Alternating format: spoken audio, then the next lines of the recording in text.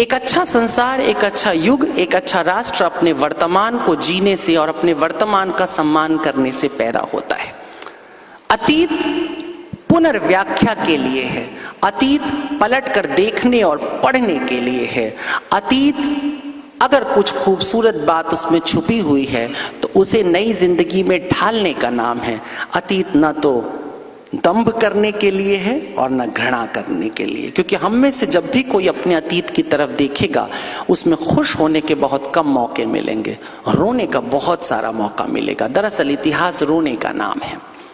दुनिया का इतिहास जब आप पलटते हैं तो वो केवल और केवल सत्कारों से भरा हुआ मिलता है।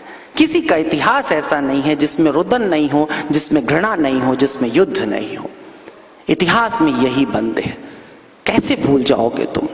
सोचो कि रावण के वंशज अगर कहीं से निकल आए, अफसोसनाक तरीके से आजकल कुछ लोग ऐसा कहने की कोशिश कर रहे हैं, अगर रावण के वंशज कहीं से चले आए तो वो क्या करेंगे? वो रावण का प्रतिशोध लेंगे, उसका बदला लेंगे। यह अच्छी बात नहीं है।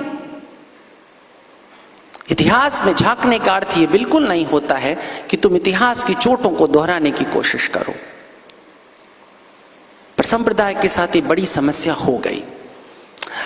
संप्रदाय उस समय उत्पन्न हो रहे थे जब मानवता नर्सरी में चल रही थी, जब उनके पास बहुत कुछ जानने समझने के लिए नहीं था। लगभग वो लाख साल पुरानी मस्तिष्क को लेकर के चल रहे थे। उनके पास जोड़ने घटाने के लिए बहुत कुछ नहीं था। वो उंगलियों पर ही चीजों को गिन रहे थे। उनके लिए खाने के लिए सिलेक्टेड साधन थे, स्वाद बहुत कम था। दुनिया उनके पास बहुत छोटी थी। जिधर आंख उठा करके देखते थे उनका अपना ही सा कोई चेहरा दिखाई दे रहा होता था। अचानक से एक बूम हो जाता है। गैलीलियो के बाद दुनिया बदलती है, डार्विन के बाद दुनिया बदलती है, न्यूटन के बाद दुनिया बदलती है। सब एक दूसरे से कनेक्ट हो जाते हैं। अब भारत में बैठा हुआ व्यक्ति अमेरिका को ठीक उसी समय देख रहा होता है। अमेरिका में बैठा हुआ व्यक्ति आसानी से चीन को देख रहा होता है। और जब चीन और अमेरिका को देख रहे होते हैं हम, उस वक्त हम उनके संप्रदायों को देख रहे होते हैं और अपने संप्रदाय को देख रहे होते हैं। और जब हम उनके संप्रदाय और अपने संप्रदाय को देख रहे होते हैं तो दरअसल हम अपने और उनके संप्रदाय के बीच में एक तुलना शुरू कर देते हैं। और तुलना अनिवार्य रूप से हिंसा है, ऐसा मैं नहीं, जी कृष्णमूर्ति कहते हैं और मैं इस पर बिलीव करता हूं। तुलना ही हिंसा है। लेकिन ये हो ही नहीं सकता कि आप तुलना ना करें, तुलना करना पड़ेगा। दुनिया के साथ बड़े उतने लंबे व्याख्यान में नहीं जाऊंगा क्योंकि बहुत बड़ा विषय हो जाएगा, लेकिन समझना होगा इतिहास कहां से करवट लेता है, कहां से धर्म अचानक तुलना की सीमाओं को पार करके अतिक्रमण की तरफ चला जाता है। मोटे मोटे तौर पर हम लोग देखें तो दुनिया के 3 प्रमुख धर्म हैं जो अतिक्रमण करते हैं। बौद्ध धर्म जो शुरुआत करता है, ईसाईयत दूसरी, इस्लाम तीसरी। सीमाओं का अतिक्रमण करते हैं विश्वास के नाम पर। बहुत अच्छी बात आप कह रहे थे कि संविधान है और सरकार नहीं है तो क्या अर्थ? संप्रदाय है और अगर उसमें राजनीति शामिल नहीं है तो उसका क्या अर्थ? क्योंकि राजनीति राज्य को पैदा करेगी। ये विचार भारत का नहीं है, ये विचार वैदिक नहीं है। ये विचार दुनिया को पहली बार मिलता है यहूदियों से। दुनिया में पहला आतंकवाद और दुनिया का पहला राष्ट्रवाद, सांप्रदायिक राष्ट्रवाद, ये विचार पहली बार यहूदी संप्रदाय देता है उस समय जब वो इजिप्ट के भीतर है और जब वो इजराइल जैसी जगह को मांगता है, उस जमाने में जिस जमाने में दुनिया बहुत छोटी हुआ करती थी। ये सच्ची बात है। आतंकवाद कल की चीज नहीं है। आतंकवाद बहुत बड़ी व्याख्या है, लेकिन अगर हम राजनीतिक रूप से देखते हैं तो इतिहास साक्षी है, इस बात का प्रमाण है कि उसके पहले कभी भी ये सांस्कृतिक अथवा सांप्रदायिक राष्ट्रवाद की बात नहीं हुई थी। ये पहली बार होता है तब जब मूसा की आवाज बुलंद होती है और वो कहते हैं कि हम मिस्र के साथ समझौता नहीं करेंगे, हम अपने आस्था के लिए एक राष्ट्र लेंगे, एक देश लेंगे। बहुत अजीब बात है। कई बार इतिहास की कुछ बड़ी सफलताएं भविष्य की बड़ी विफलताओं में बदल जाती हैं। इतिहास के कुछ बड़े वरदान भविष्य का अभिशाप बन जाते हैं। समय पकड़ नहीं पाता है उसे।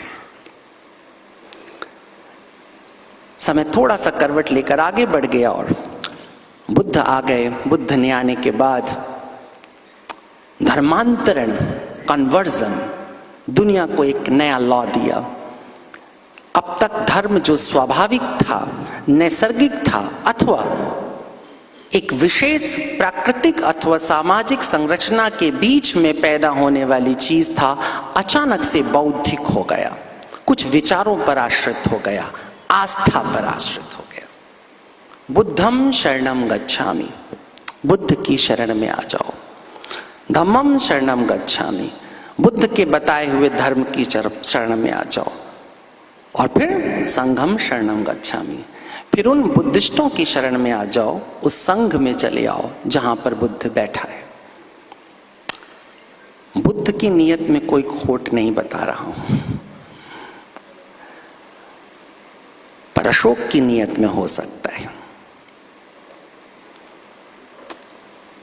शासक जब धर्म की बात करे तो समझ लेना तुम दुनिया का सबसे बुरा चुटकुला सुन रहे हो या सबसे घटिया राजनीति इस वक्त देख रहे हो। राजनीति और धर्म का कोई तालमेल नहीं होता है, कभी नहीं रहा है। इसलिए भारत में राजा के ऊपर धर्म दंड रखा जाता था। राजा जब बनाया जाता था तो राजा को कहा जाता था, गांगे जी कभी मिलिएगा आप लोग तो शायद श्लोक के साथ बता सकेंगे कि राजा को वो जब मुकुट पहनाया जाता तो कहा जाता था यह जो तुम्हें मुकुट पहनाया जाए, जो तुम्हें धर्म दंड दिया जा रहा है, यह सिर्फ इसलिए कि तुम धर्म की रक्षा कर सको और धर्म विश्व हित में है, और अगर तुम ऐसा नहीं कर रहे हो तो तुम राजा बनने के योग्य नहीं हो। वैदिक काल से आपको राजाओं को मारते हुए ऋषि मिलते हैं, सिर्फ इसलिए ऋषियों की कोई व्यक्तिगत शत्रुता नहीं है, लेकिन कहीं पर नैतिकता, कहीं पर सिद्धांत, कहीं पर धर्म मारा जा रहा है, इसलिए ऋषियों ने वो काम किया। जो रुद्र की आप बात कर रहे हैं वो उन्हीं कथाओं से निकल करके आता है। राजा जब अपने पद के अनुरूप व्यवहार नहीं करता है तब ऐसे में उन लोगों का कर्तव्य हो जाता है जो अपने आप को समाज में जागरूक बता रहे हैं कि वह उनके विरुद्ध जाएं और उनके विरुद्ध क्रांति करें। बुद्ध ने थोड़ा बदल दिया। उसने कहा कि नहीं, सिद्धांत नहीं उस तरह चलेगा, अब धर्म नैसर्गिक नहीं रहेगा, अब धर्म बौद्धिक हो जाएगा। अब एक व्यक्ति अपना सिद्धांत देगा और उस सिद्धांत के साथ जो व्यक्ति आकर के जुड़ जाएगा वह व्यक्ति इस बात का अधिकारी है कि वह अपने आप को धार्मिक कह सके। और एक बड़ी स्वतंत्रता थी ये, कम से कम भारत में तो बहुत बड़ी स्वतंत्रता थी, क्योंकि भारत में आप जन्म लेने के साथ ही बट जाते हैं। आप ब्राह्मण हैं, आप क्षत्रिय हैं, आप वैश्य हैं, आप शूद्र हैं, आप बट जाते हैं। ऐसे में उस बंटवारे को मिटाने की एक रेख मिली। और आपको पता है अच्छे आदमी और बुरे आदमी में कितने अंतर हैं, सब लोग अपनी अपनी तरह से बताएंगे, मगर मेरी दृष्टि में एक बहुत बड़ा अंतर है। वो सब जो सुविधा प्रेमी हैं उन्हें हमेशा दुष्चरित्रों में खड़ा करके रखना। वो सब जो सुविधा प्रेमी है, सुविधाएं दुष्चरित्रता का प्रमाण होती हैं अपने आप में, चाहे वो किसी स्तर पर मिल रही हो, कैसे भी मिल रही हो। चरित्र के साथ सुविधा नहीं होती है, वो बड़े असुविधाओं में रहता है। गरीबी किसी का चुनाव नहीं है, निर्धनता किसी का चुनाव नहीं है, लेकिन चरित्र इतना अमीर होता है, इतना रिच होता है कि उसे उस भौतिक निर्धनता का कभी आभास ही नहीं होता है जिसे आमतौर पर उसके आसपास के लोग निर्धनता कहते हैं। वो अपनी एक अमीरी है। सुविधा मिल गई, बुद्ध की सुविधा मिल गई, लोग बुद्ध की शरण में चले गए। बुद्ध के जीवन तक, हर एक महापुरुष के जीवन में धर्म सचमुच चमकता है, संप्रदाय सचमुच चमकता है, सचमुच वो बदलाव लाता है। मगर वो जैसे ही वो महात्मा दुनिया से विदा लेता है फिर सब बदल जाता है। बुद्ध चले गए और साथ ही चला गया बुद्ध का वो धम्म। पीछे बचे ढेर सारे शासक, जिनमें बहुत सारे बहुत आताताई थे, बहुत सारे बहुत क्रूर थे, बहुत सारे बहुत चतुर थे। और बुद्ध धर्म निकलकर दुनिया में फैलता रहता है, फैलता रहता है। अब उस विषय पे चर्चा नहीं है। फैलते फैलते वो वहां तक चला जाता है जहां पर रोमन समुदाय ढह रहा था, खत्म हो रहा था।